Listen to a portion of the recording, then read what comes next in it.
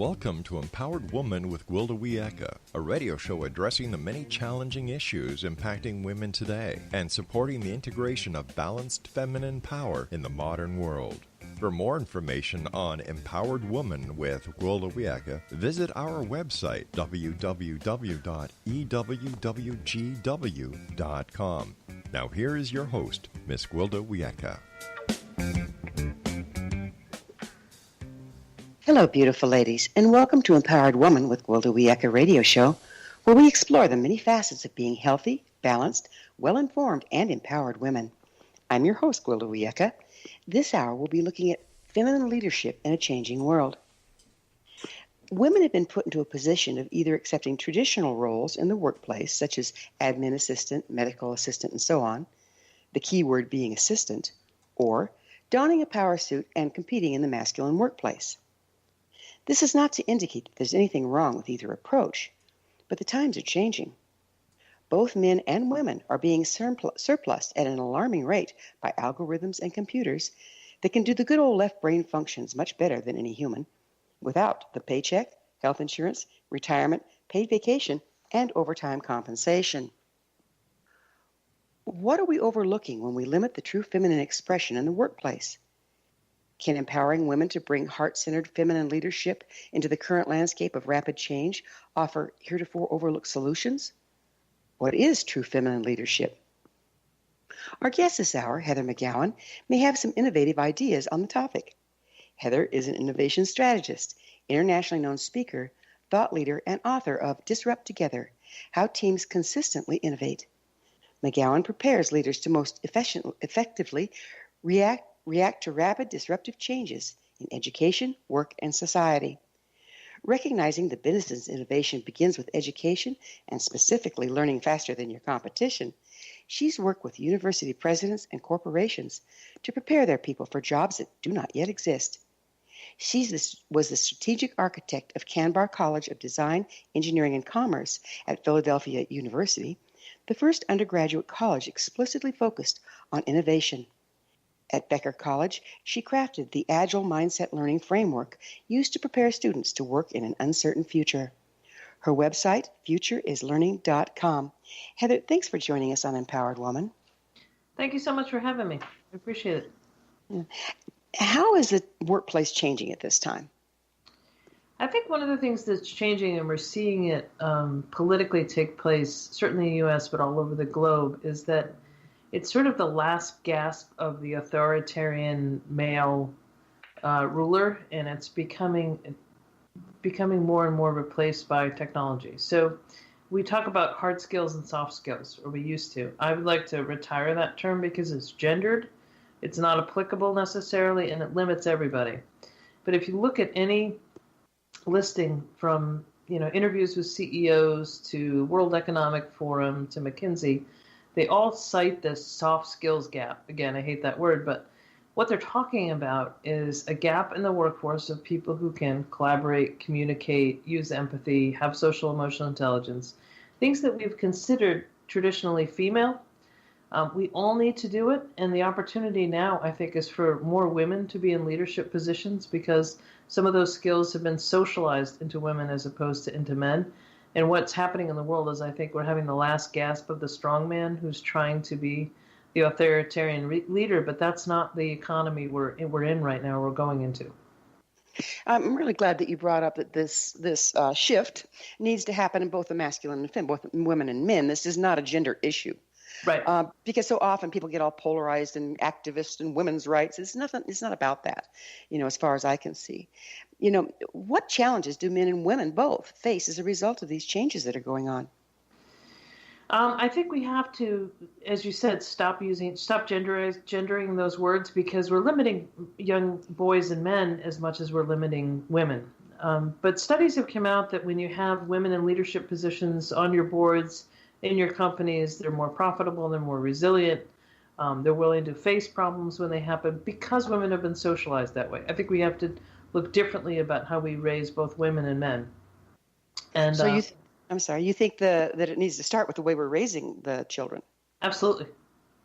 Absolutely. There was, I think it was the Dove commercial where they asked young girls to run like a girl and throw like a girl and all that other stuff.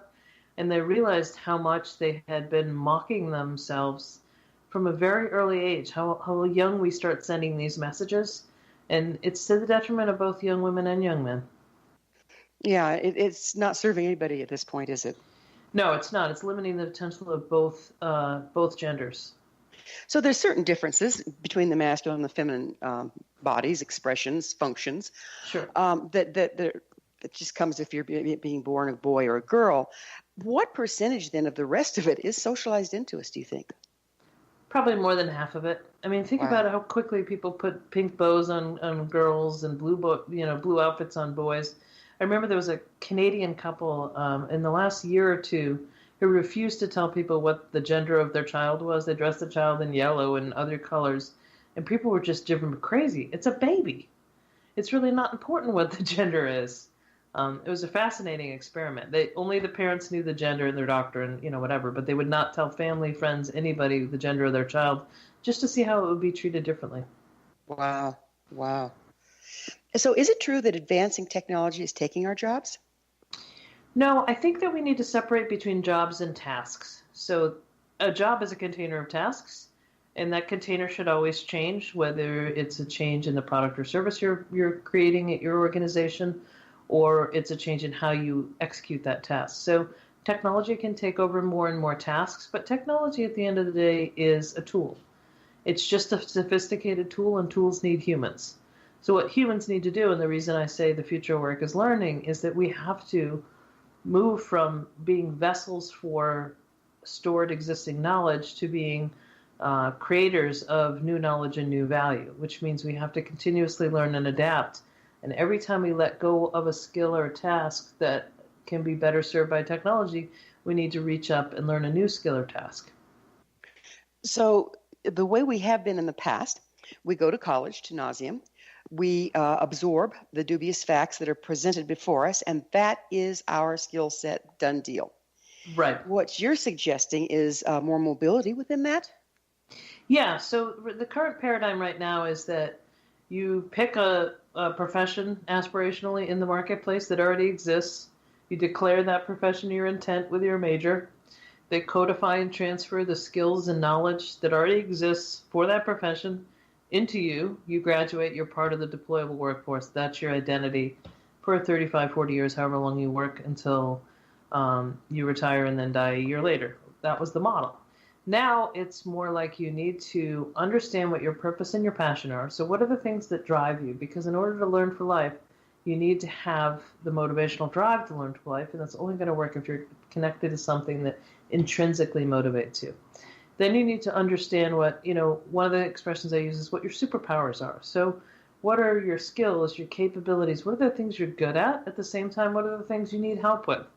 So incredible self-awareness around your skills and abilities so that you're always looking to form teams with people who complement your strengths, driven by your passion and your purpose, and you apply that to a job or a set of tasks.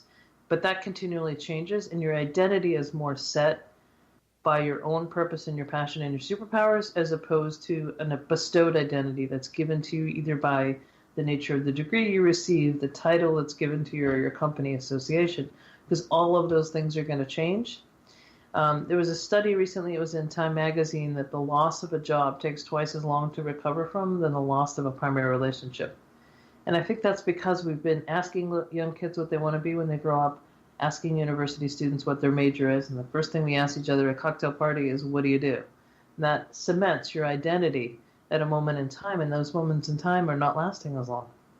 So it sounds to me like you're challenging us as women or as human beings to find our identity within ourselves and then apply that to whatever we happen to be doing at the time. Yes, and the only thing I would add to that is we do have to realize that we live in a capitalist society and we have to be market-minded. So if your passion and purpose is something that the market doesn't value, you have to find your way to something that the market values if you need to provide for yourself, which most of us do. So you have to understand how entities would value your skills and experience. So you have that responsibility of being market-minded, but certainly it needs to begin with your purpose and passion, your superpowers, and then matching it to market need. So do you think that purpose and passion then draws to us others that are like-minded or similarly minded that are a good team?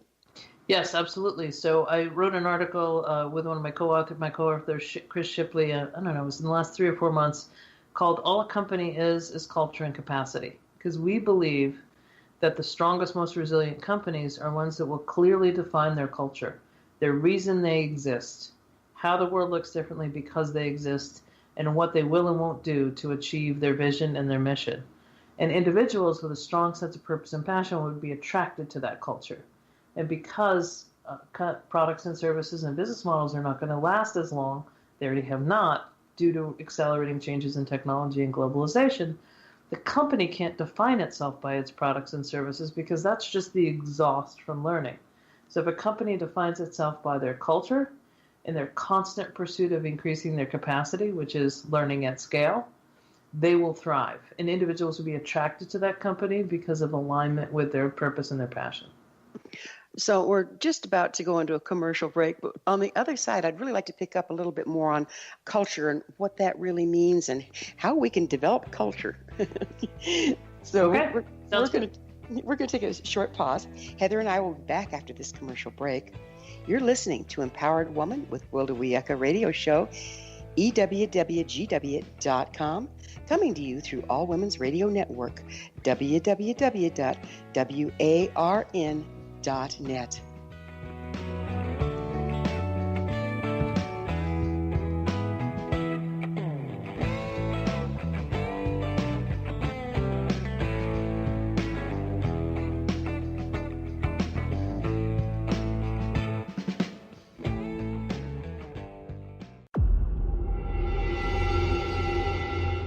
Whether you're a skeptic or a believer, join me, Rob McConnell, as together we'll investigate the world of the paranormal and the science of parapsychology here on the X-Zone Radio TV show on XZBN and the X-Zone TV channel on Simul TV.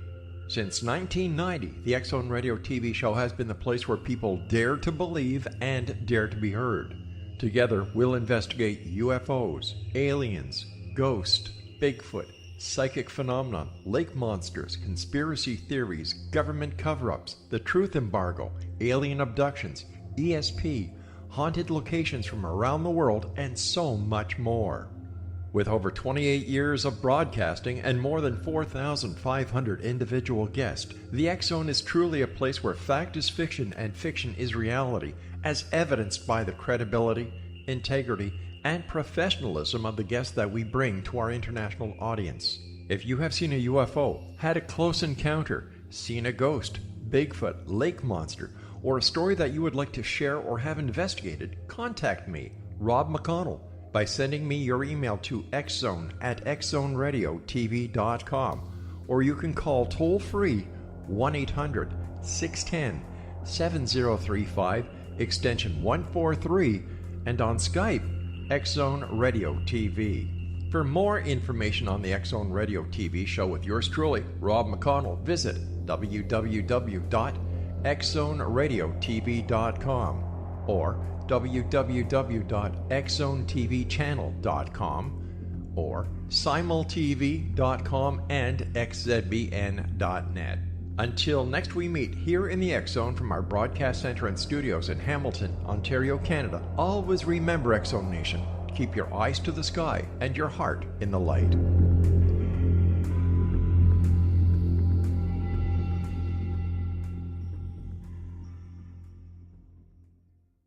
You have heard of the X-Zone? Now watch it on Simul TV, plus 500 video games, live TV channels, free video on demand, worldwide, and more. Does this sound like tomorrow's television? Well, it is, but you can have it today, right now. It is Simul TV. Simul TV offers what the others only wish they could provide. 15 exclusive channels like X-Zone, sci-fi, and horror. We are worldwide. No other provider offers that. 500 built-in video games. No need to have an extra expensive system. We have them included. Free video on demand. Live streaming events from around the world. Interactive online network, and much more. Tomorrow's TV today. Simul TV. Sound too good to be true?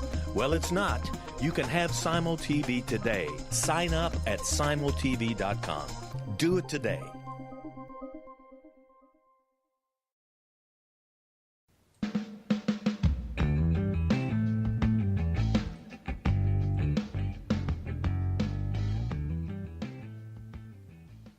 Welcome back. This is Empowered Woman with Gwilda Wiyaka radio show dedicated to redefining and empowering the feminine. Remember, past episodes are available on our website, EWWGW.com. I'm your host, Gwilda Wiyaka, and our special guest this hour is Heather McGowan. Her website, futureislearning.com. So as promised, Heather, let's play a little bit more with culture. What do you mean by culture in a company? A culture in a company is the operating principles. It's why the company exists and what they will and will not do. So a simple example of that is the airline industry. If you take United and Southwest Airlines, United's working really hard right now, but in the last year or 18 months, they have had a huge number of cultural mistakes that have been devastating. So the one that most people are familiar with was the individual who refused to leave the plane when they said that the flight was oversold and he was picked to be bumped. He refused. It was a doctor who refused to get off the plane. United had a culture of what I consider algorithmic thinking. So if this happens, do this. If this happens, do that. There's no human judgment in it at all. It's just a set of steps. If this, then that. And what happened on that instance was the person wouldn't get off the plane. So they didn't have the human judgment to say, well, can we offer them more money? Can we negotiate with the person? Can we see if somebody else would get off the plane? They forcibly removed the person off the plane, beating them up. So when you get to the point where you're beating up your customers, you really got to look at your culture. Yeah, Houston, we got a problem, right? Yeah. And they also killed, I think, 2 dogs by putting them in. One of them was put in the overhead bin. I mean, it was human judgment was completely left out. It was if this, then that. At the same time, I had the privilege of speaking to the president emeritus of Southwest Airlines a couple of years ago. She's a female. It's very rare for females in leadership in the aviation industry. And not only is the president emeritus a female, but her entire team was female. I met her entire team. And they focus on culture first. So they screen for culture first. They have cultural principles. They are also the most... the safest airline. They've just had a couple things in the last year, but that's the first things they've had in 45 years. The longest history of continuous profitability, and I think they were just rated either number 3 or number 4 in the top 5 domestic airlines. They often get number 1. They believe that they empower their people to use human judgment. These are our principles. Use those principles. Use your judgment. Handle the situation, because there's a lot of stuff that comes up in flying that's unexpected. So you take those two things on side by side. United had an algorithmic culture that was just trying to maximize profits and process people instead of processing humans. Southwest Airlines says, we're here to connect the country. We lead with love, people first, and they make decisions. They make their decisions using human judgment. And speak to anybody who's flown Southwest or United. Even though Southwest is a budget airline, it's often a much more pleasant experience. So the empowering your people then to use flexibility and judgment versus dictating what they do is what you're talking about? Right. But in order to do that, you need to here are our principles of purpose, here are our principles of practice. That's one way of putting it. Some people say, here is our mission, the reason that we exist. Here's our vision. Here's how the world looks differently if we do the things, we achieve the things we want to achieve. Often it's aspirational, so you never achieve it. And then here are our values. Here are the things we will and will not do. The best manifesto I've ever seen on values is written by the Unreasonable Group. I could send you a link if you want to put it in the radio show, but they are very clear. This is why we exist. This is what we believe in. This is what we won't put up with. This is what we strive to do. This is how we celebrate and sanction our culture. Those kinds of companies are resistant to changes in the market, changes in product, changes in services, and they're always putting the human first. And that's at the end of the day what we're trying to do with business and in our society. So that sounds like good things to live your life by. We need culture in our own approach to what we're going to do with our lives, don't we? Absolutely. Yep. So if we develop that as women, and obviously as men as well, if we sit down and take the time to say, just those very things that you just went through for ourselves personally, then isn't that going to put us in a better position to find the job, the location, the education, et cetera, that we want? Yeah, and more companies, Amazon's one that's doing it, where they're screening not for, and I believe Google does as well, instead of saying, I want you to fit this job, so here's the list of skills I'm looking for, and here's the list of skills you may or may not have. When the world's changing that quickly, and the screening process can be somewhere between 3 months and 12 months, depending on the organization, the need they were screening for at the beginning of that time to the time they get need relief has inevitably changed. And what do you want someone to fit? A set of skills that may change, or a culture that you want somebody to be a part of contributing to? So I think that is a trend we're going to see more and more of. And I recently saw people are starting to develop user manuals for me. So this is how I like to collaborate with people. This is how I like to communicate. This is how I like to be communicated with. This is how I like to receive feedback. Just a basic a user manual for the human, I think, is an incredibly productive way to collaborate in an organization. What a concept. So in a funny way, we're treating people like tools.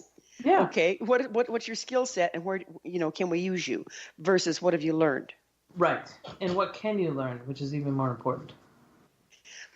How, as a woman, can we prepare ourselves for this new way of being in the world? I think just being clear about who we are, what we want, and not being afraid to stand up for things that are unsatisfactory. And I think the Me Too movement is, and some of the other things that are related to it, the Me Too movement is more about sexual harassment, but there are other things coming out of Silicon Valley where, women are getting passed over for things based upon gender as opposed to based upon skills, abilities, and potentials.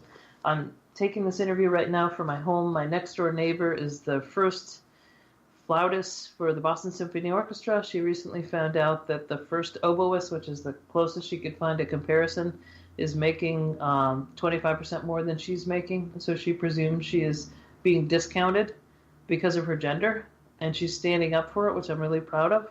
We need more and more women to do that, because when we shortchange women economically, we shortchange all of ourselves. But, I think, to be the devil's advocate, we've got a real hump to come over for that equality.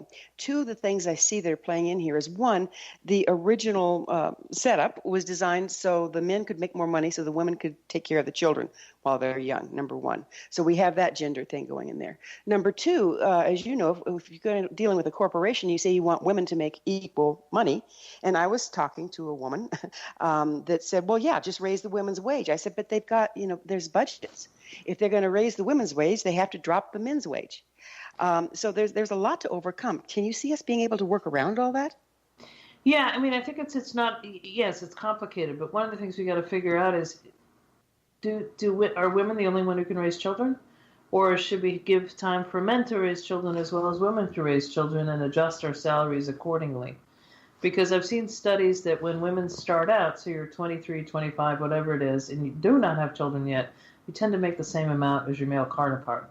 You get further on into what has now become the childbearing years because of education and such, which is probably closer to 30, you start to see the separation where men start making more and women start making less. And the expectations are sort of aligned with that. Women, it can be sometimes okay. Women can have to leave at 5 because they have to pick up the kids. We don't give men that flexibility as well. So to similarly play devil's advocate, I think we should set the expectation that men are not babysitting when they take their children. They're parenting, just like women are parenting. And we've got to share both responsibilities and share the income. I think it's beneficial to all of us as a society. Yeah, I won't argue with you there, but it is a long ways from here to there, a long road of problems, I think, because this has been so set in place. Yeah, I think it's interesting every year that we now peg the day at which women have had to work for free in order to make the same income as a man. It's usually sometime in February, where they say, if salaries were equal, women just worked all of these days for free, and now they're earning the income that a man is earning. Wow. Do you see the changes in the career landscape opening up more possibility for the feminine expression in leadership? And I don't care if they're a man or a woman. Yes, because if you look at all that sort of, again, I'm trying to kill the word soft skills, but it does make the point.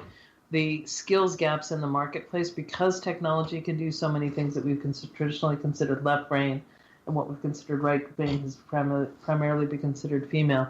As technology takes over more and more of the left brain routine or predictable tasks, and the complex tasks that require uniquely human skills is becoming more and more important, particularly at higher levels in an organization. I think we're going to see more and more. We should see more and more women in leadership positions, but we also should see more and more men exhibiting what have been considered traditionally female traits. What will be the result of introducing a more feminine approach to leadership for both men and women versus the very left-brain methods currently used? Possibly on the downside, people who are driven more by competition might have to find new ways to be motivated. Because I guess we have basically 4 motivational divides: the desire to bond, the desire to understand, the desire to compete, and the desire to protect our own turf. So compete and protect our own turf is kind of the economy we're coming out of. Bond and comprehend is the economy we're going into. So the bond and the comprehend is the right brain way of being. Yeah, I think so. And if we don't have bond on deck, we're not going to be able to work well as a group. Right, and that's where culture comes in, because you bond to the culture. I mean, you're attracted to a company, and a brand is just an expression of a culture. So a consumer is attracted to a brand because of that expression of culture. An employee or a person who engages in the organization producing value, that's not always an employee, it could be a gig worker, it could be a consultant, is attracted to the culture. Well, it's time for another short pause. Heather and I will return to our discussion on the other side of this commercial break, so you stay right there. This is Empowered Woman with Wilda Wiecka radio show, EWWGW.com, coming to you through the All Women's Radio Network, WARN.net.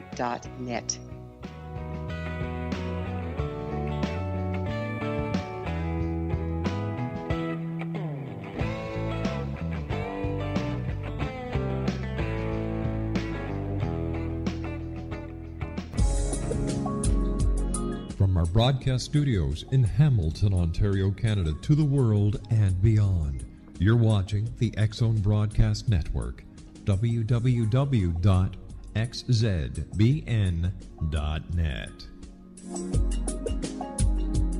AVS Media Den. You have heard of the X-Zone? Now watch it on Simul TV, plus 500 video games, live TV channels, free video on demand, worldwide, and more.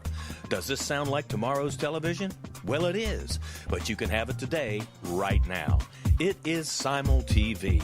Simul TV offers what the others only wish they could provide. 15 exclusive channels like X-Zone, Sci-Fi, and Horror. We are worldwide. No other provider offers that. 500 built-in video games. No need to have an extra expensive system. We have them included. Free video on demand. Live streaming events from around the world, interactive online network, and much more. Tomorrow's TV today. Simul TV. Sound too good to be true? Well, it's not. You can have Simul TV today. Sign up at simultv.com. Do it today.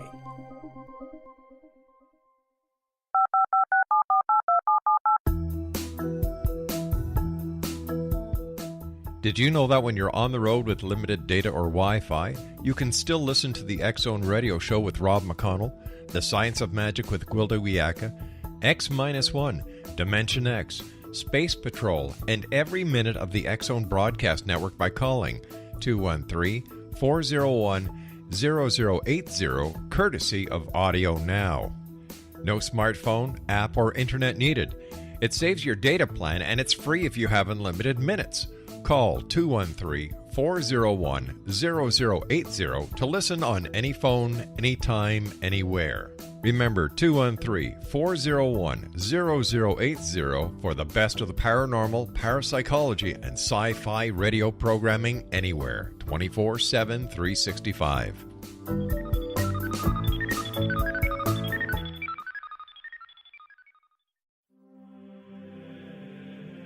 Rob McConnell here, presenting an overview for Nicholas Paul Jennings, author of a fascinating book, Amen.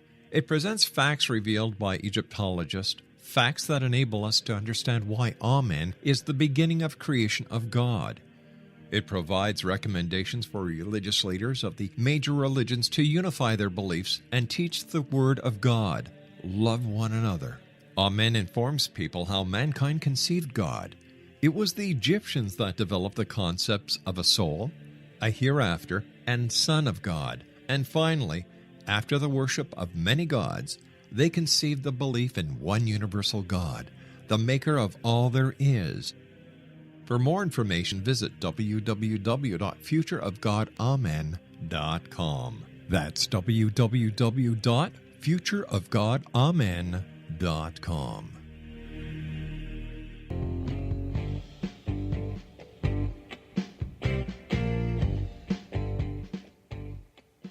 Welcome back. This is Empowered Woman with Gwilda Wiyaka Radio Show, EWWGW.com, bringing the latest tools and information to support women during these rapidly shifting times. I'm your host, Gwilda Wiyaka. We're speaking with Heather McGowan. Her website, futureislearning.com.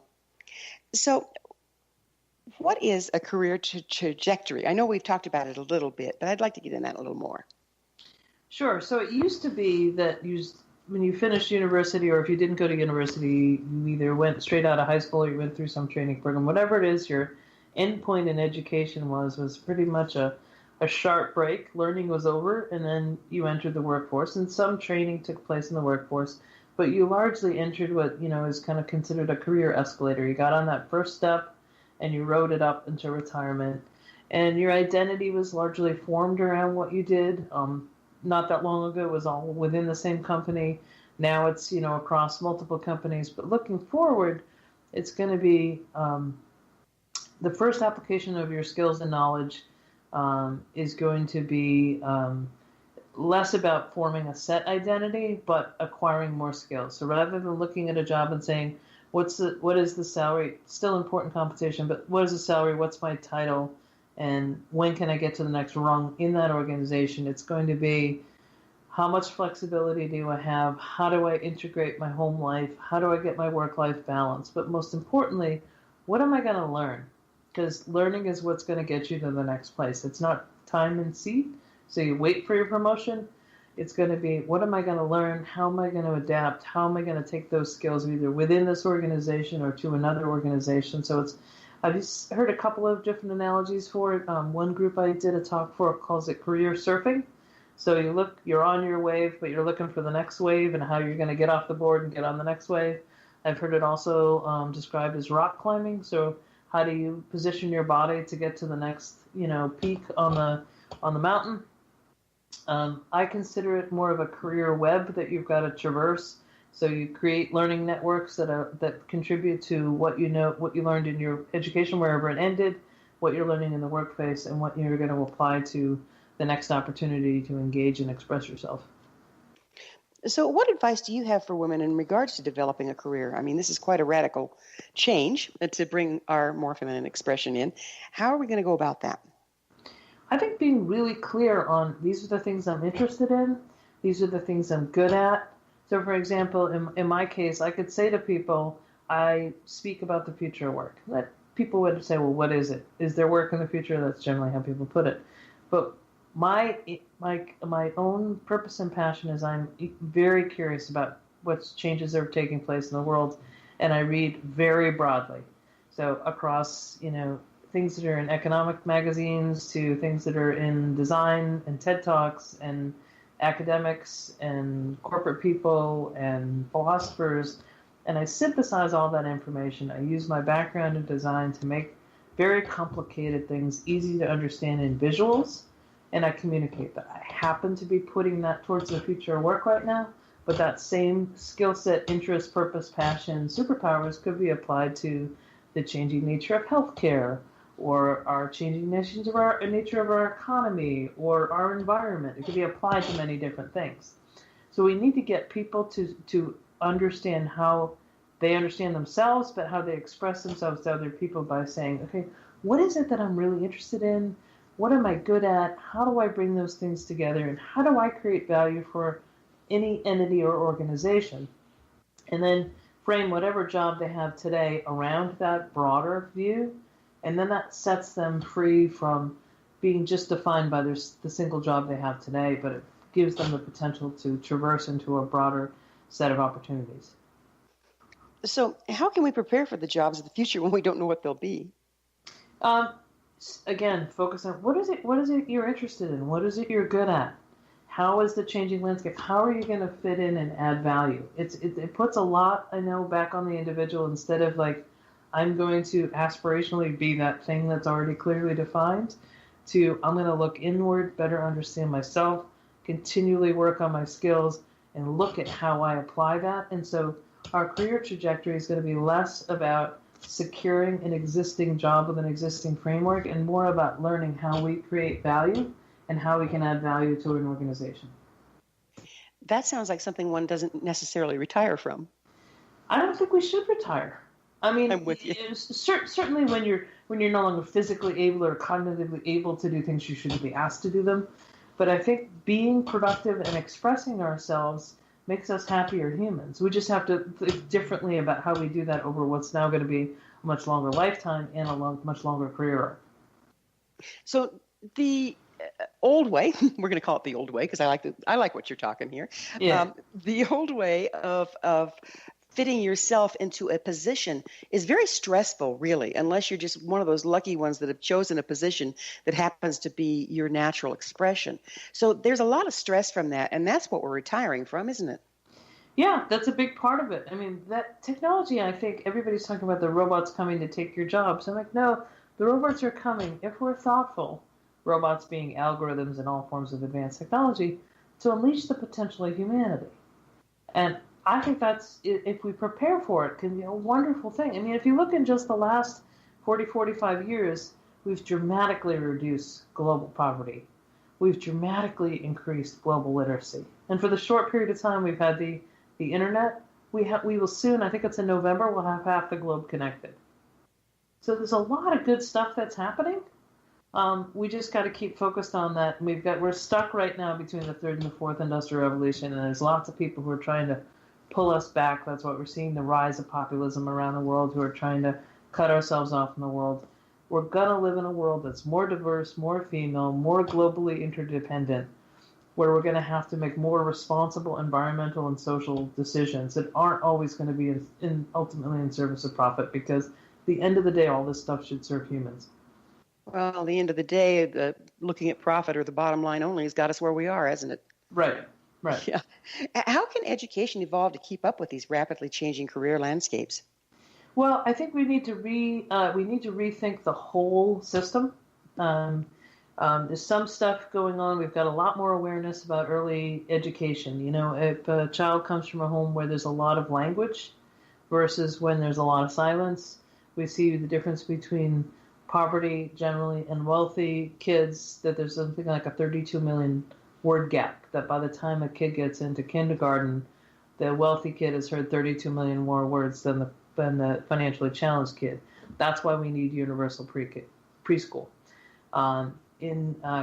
What we've done with our educational system is we've made K-12 deciding who's smart and who might go to college, higher ed becoming a prep and just sort of a chute to putting people in different institutions. And then once they're in the institution, it's start by picking your major based on things that exist. Since those jobs might not even be there because there are buckets of skills that may be automated, the whole system sort of collapses. So if we reimagine a system focused on developing uniquely human strengths, helping people find their purpose and their passion, and embedding people with, I just did a talk for XQ, which is an organization funded by Lorraine Powell Jobs, Steve Jobs' widow. It's looking to reimagine high school, and they're trying to do it around 5 learner goals, which is foundational literacies, fundamental knowledge, excuse me, generous collaborators, value creators, and lifelong learners and original thinkers.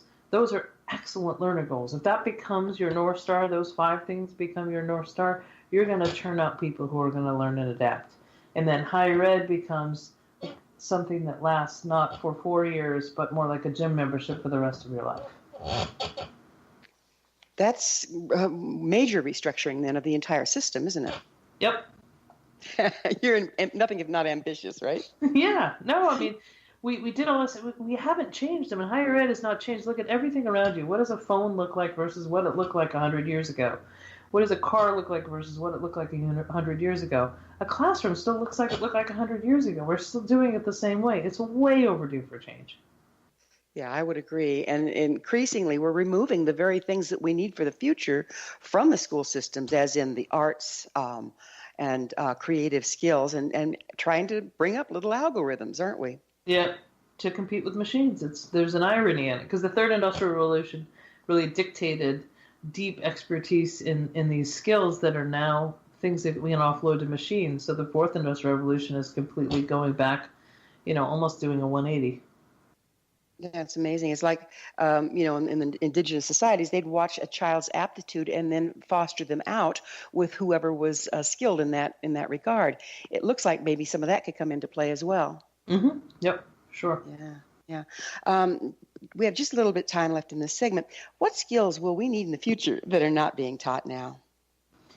I think it's a lot of it is self-awareness. I mean, if you boil all this stuff down, it's self-awareness. If you look at empathy, it's sort of self-awareness. With social emotional intelligence, it's self-awareness. Communication, it's self-awareness. Creativity, it's self-awareness. So those are the skills, but at the end of the day, they come back down to understanding yourself in the world. And we've moved away from that because we've sort of said, regardless of who you are, pick a point that your aptitudes might meet and work towards that point, and that's who you'll become. And now I think it's going to be much more the inverse. It's going to go from a bestowed identity to a self-actualized identity. So rather than mold yourself to a position, you find yourself and then find the position that you can fulfill. Or create the position, even better. Yeah, I like that even better. Yeah. Amazing. Well, we're going to have to take another commercial break, on the other side of which we will talk a little bit more about what's the future of the workplace look like and how can women bring what they are into it to benefit all. We need to take another break. Heather and I will be back shortly to continue our exploration, so don't leave us now. You're listening to Empowered Woman with Gwilda Wiyaka Radio Show, EWWGW.com. We're coming to you through the All Women's Radio Network, WARN.net.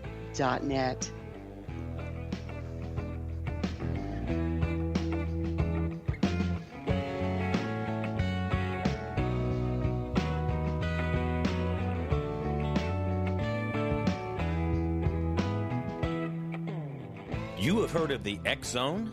Now watch it on Simul TV, plus 500 video games, live TV channels, free video on demand, worldwide, and more. Does this sound like tomorrow's television? Well, it is, but you can have it today, right now. It is Simul TV. Simul TV offers what the others only wish they could provide. 15 exclusive channels like X Zone, sci-fi, and horror. We are worldwide. No other provider offers that. 500 built-in video games. No need to have an extra expensive system. We have them included. Free video on demand. Live streaming events from around the world. Interactive online network, and much more. Tomorrow's TV today. Simul TV. Sound too good to be true? Well, it's not. You can have Simul TV today. Sign up at simultv.com. Do it today.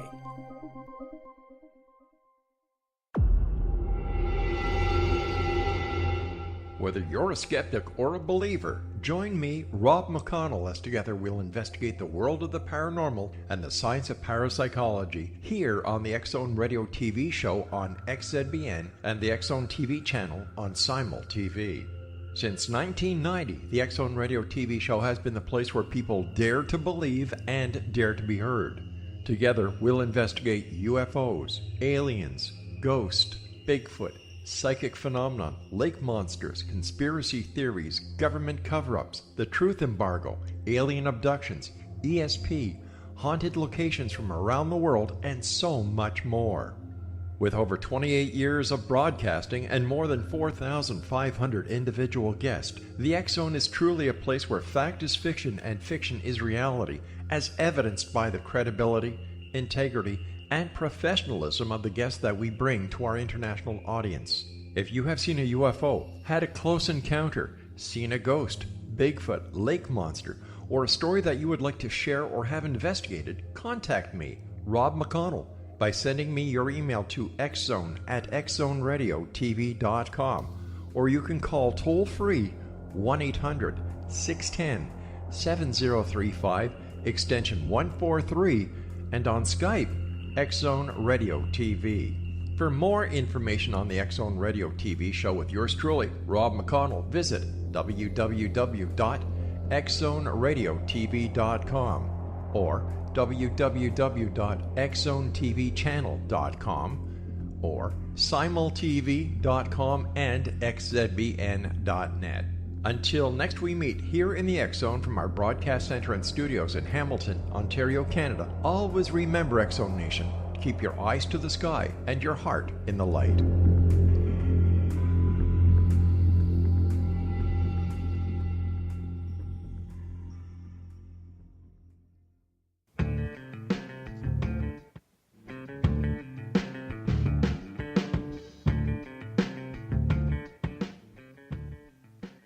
Welcome back. This is Empowered Woman with Wilda Wiecka Radio Show, EWWGW.com, bringing the latest information to support women as we embrace our true power.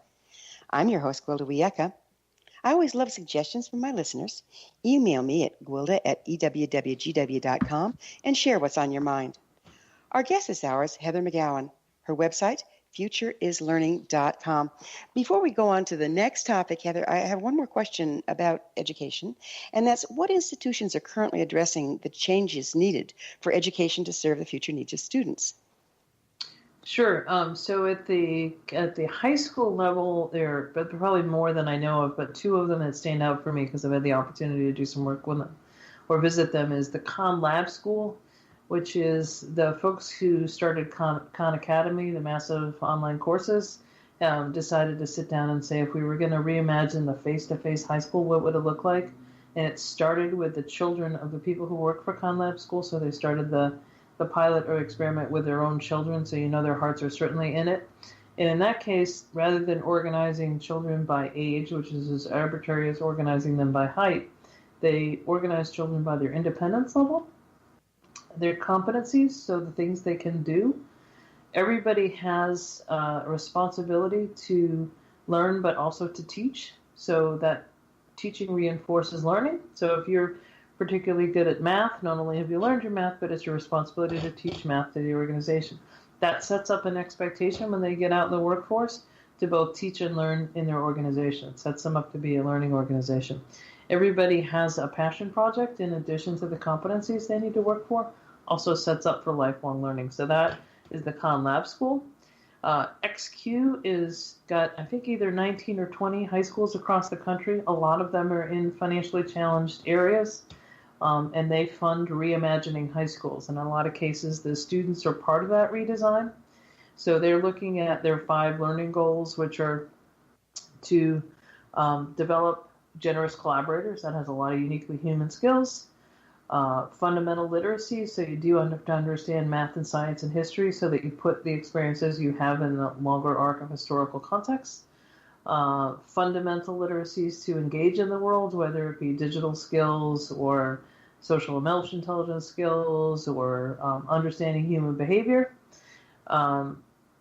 The expectation of lifelong learning is something they talk about around a lot of purpose and passion, and then original thinkers. So they teach people to be creative and to add value. Those 5 learning goals, I think, are outstanding, and that's spreading across the 18 or 20 different schools. And then on the higher ed level, there are a couple that I've worked with. Philadelphia University, which is now part of Jefferson, which is a massive healthcare-based school. So they have design, engineering, business, and all forms of healthcare. They look at developing a foundation basically in innovation. So they learn design thinking, systems thinking, business models, ethnography, so that no matter what field you work in, you have those foundational literacies to engage in the world. Becker College, which I did some work with, we developed the Agile Learning Framework, which is basically an Agile Mindset, which it focuses on learning over knowing, a lot of uniquely human skills, understanding business models and value creation, understanding a lot about yourself and teams. So there are many of them out there, but that's 4 examples of people who are trying to reimagine it.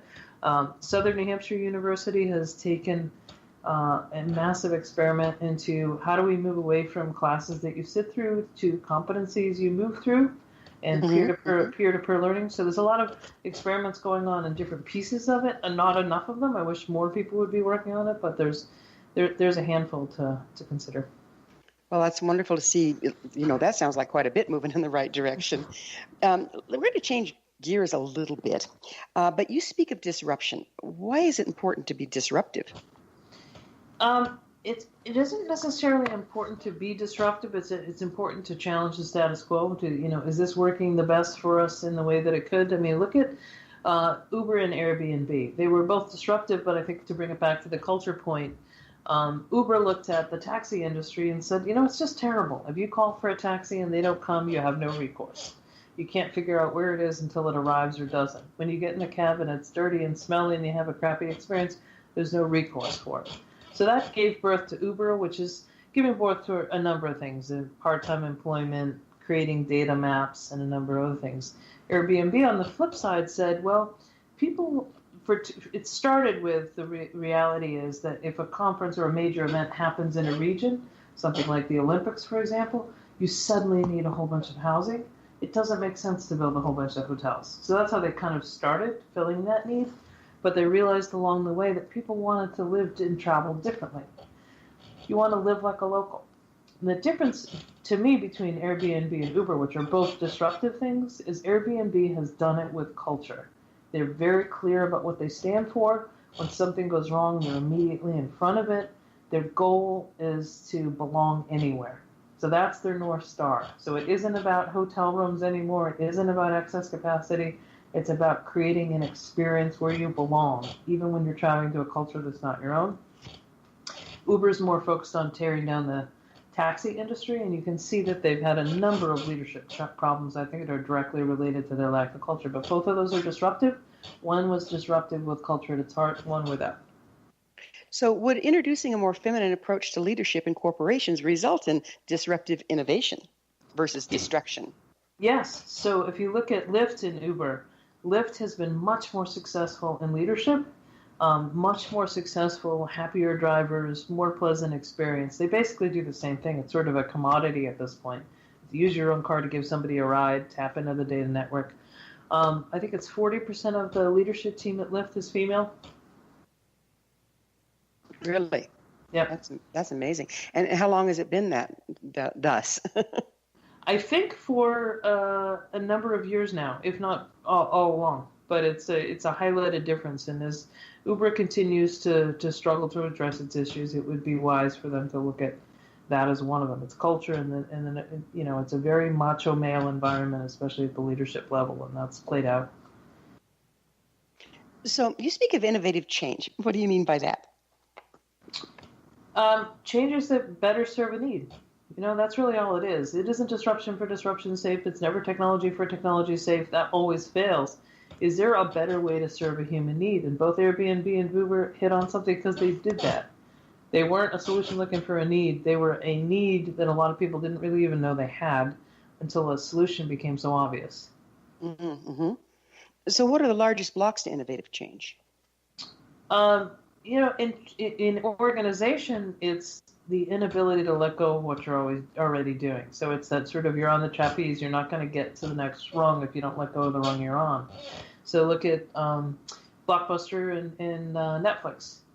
Blockbuster could not let go of their stores and their rental business, whereas Netflix was not only focused on the streaming business, but I think Netflix's real breakthrough is to say, we're going to be more profitable when we rent more than just new releases.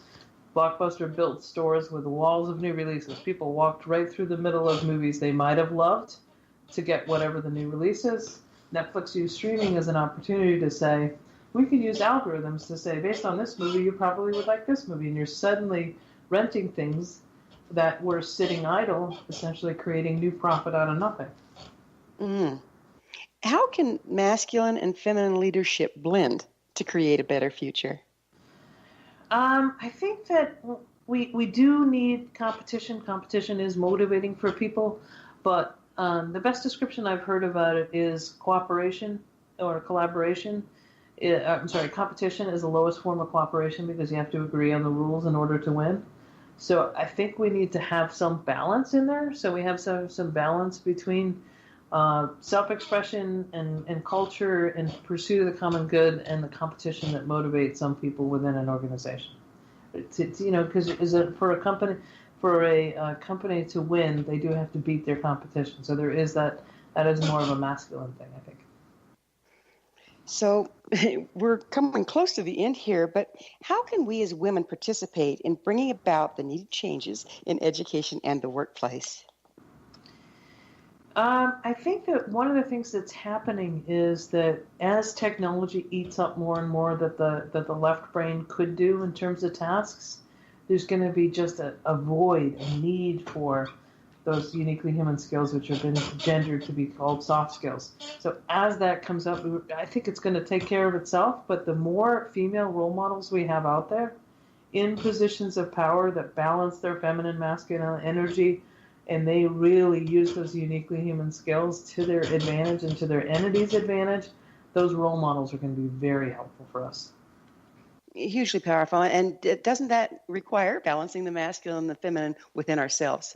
Yes. Yep. Yeah. So isn't that the natural result of going inward and aligning with who and what we really are? Because we are a blend, yes? Yeah. I mean, when you're expressing your true self, then you're in a more powerful position of leadership. Yeah, amazing. So I really look forward to the future that you're painting. Do you think we'll see it in our lifetime? I hope so. I would hate for it to be a waste of my time, but I really hope so. I start to see it going in that direction. I think we're going to see a real decade of struggle as we let go of the third industrial revolution. We move towards the fourth. We're seeing that politically as people look to blame people that have nothing to do with the problems that are out there. Well, unfortunately, we've come to the end of our time together. Heather, it's always such a pleasure. Thanks for coming on the show. Sure. Our guest this hour has been Heather McGowan.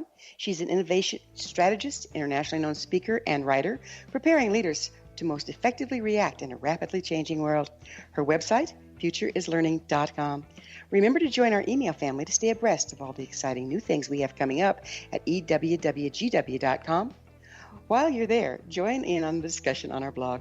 This has been Empowered Woman with Wilda Wiaka Radio Show, coming to you through the All Women's Radio Network, AWRN.net. That's www.awrn.net. Until next time, dear sisters, stand in your beauty, stand in your truth, and embrace your power. The world needs you and everything you are.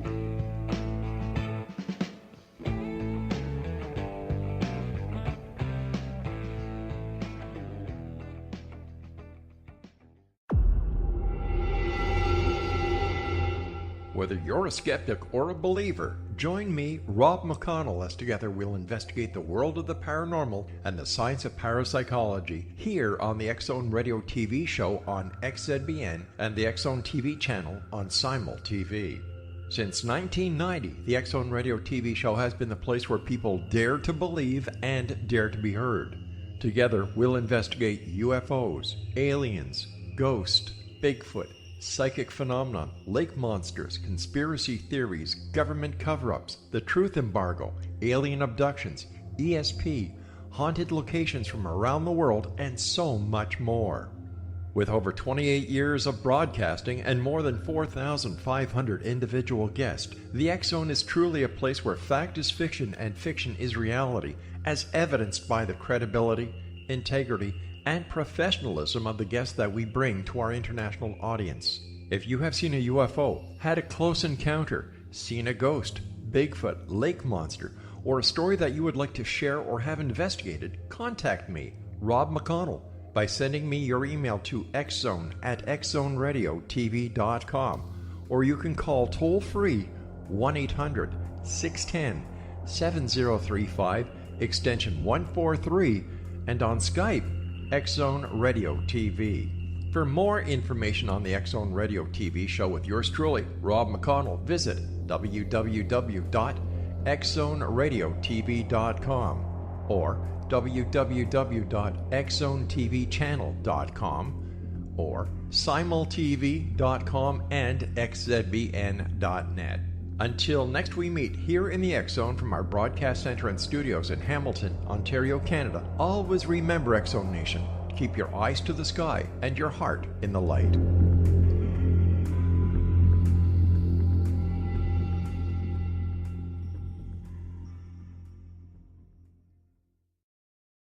You have heard of the X Zone? Now watch it on Simul TV, plus 500 video games, live TV channels, free video on demand, worldwide, and more. Does this sound like tomorrow's television? Well, it is, but you can have it today, right now. It is Simul TV. Simul TV offers what the others only wish they could provide. 15 exclusive channels like X Zone, sci-fi, and horror. We are worldwide. No other provider offers that. 500 built-in video games. No need to have an extra expensive system. We have them included. Free video on demand. Live streaming events from around the world. Interactive online network, and much more. Tomorrow's TV today. Simul TV. Sound too good to be true? Well, it's not. You can have Simul TV today. Sign up at simultv.com. Do it today.